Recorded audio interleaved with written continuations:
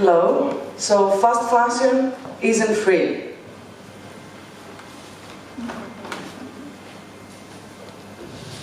Buying a t-shirt for €2 or €5 isn't a bargain. It means that a lot of people haven't been paid. So we wanted to win a contract about a couple of weeks ago to produce 1,000 t-shirts for some people that were organizing a festival. They're actually my friends, they're very good people. And we made an offer, we lost, and the person that won said that they could make the t-shirt for 1.8, €1.80. I was, how could they make it? And I tried to, to research it. And if we put the numbers and if we follow the journey of this t-shirt, well, ironing, which is the last thing that happens to a cloth, costs about 20 cents. The stamp that the festival wanted, the cheapest that you can get is 30 cents. So we're €1.30. Then there are the people that sew the t-shirt. Let's assume that they can sew 4 t-shirts per hour. Minimum wage is 3.75 if you can live out of this minimum wage, but let's say that this is the wage. So it's 95 cents per t-shirt. We're down to 35 cents. And we yet haven't bought the textile, we haven't cut it. So somebody should work at the growing of the cotton, at the transformation of the cotton to a thread, the weaver that makes the thread into a textile, transportation, and then the entrepreneurs. And this is for wholesale price. So I don't know how they made it, or do we know? We know that today there are 46 million modern slaves. Out of these, 21 million people are slaves and they're trapped into fashion. Fashion is the #1 industry where people are trapped after sex. There are 1 million refugees that landed in Greece since March 2015. The #1 reason for people emigrating after war is financial vulnerability. But then the #1 population in risk of being trafficked is refugees. So you see there is a slavery loop there. And you know that in Europe where production has fled Europe in third countries, so you know that we have a very high recession. In Greece we have youth unemployment above 50%, and we have a lot of young designers, and an earlier speaker said that these people rarely work as designers. So can you take the responsibility of paying €2 for a shirt? Can you drive these people's lives into slavery? I mean, you can get a t-shirt for 50 cents from Turkey, but then BBC discovered in September a factory in Turkey where only Syrian children, refugees, were working, and they weren't paid, of course. There are 10,000 refugee children missing from Italy.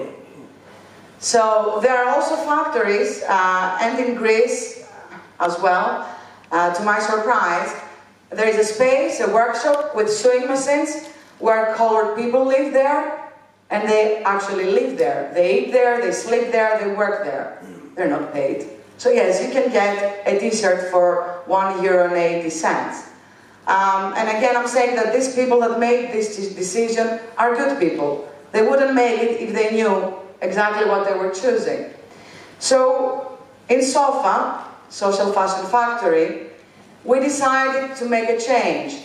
We decided to attempt to resolve these issues of fashion through entrepreneurship and through a holistic model.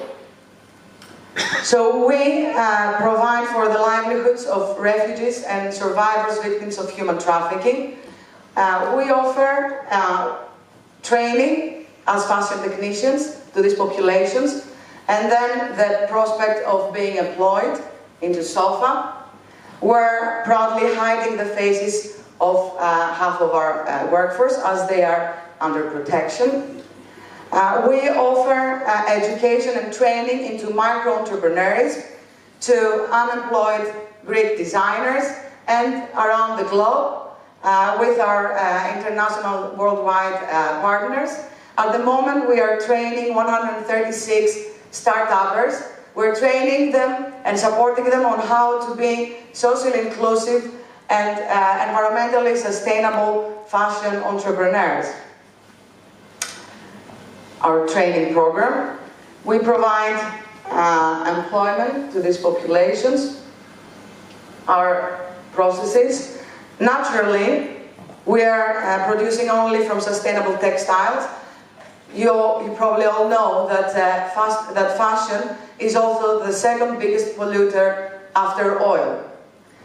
So we're trying to use recyclable material, organic material.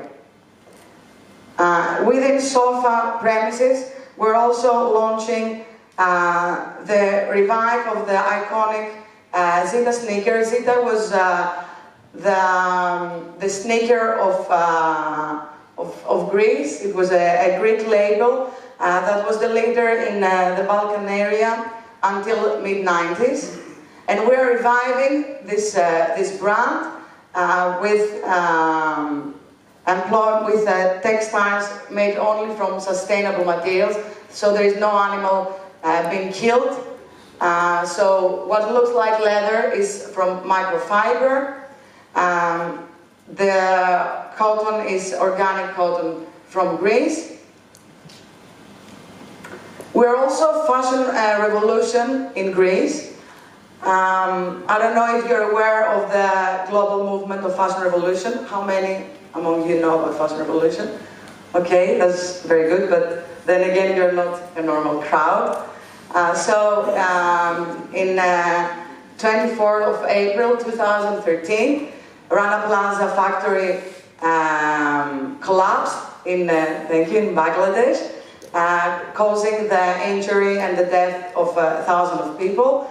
And that was the beginning of fashion revolution around the globe. We're now active in 97 countries.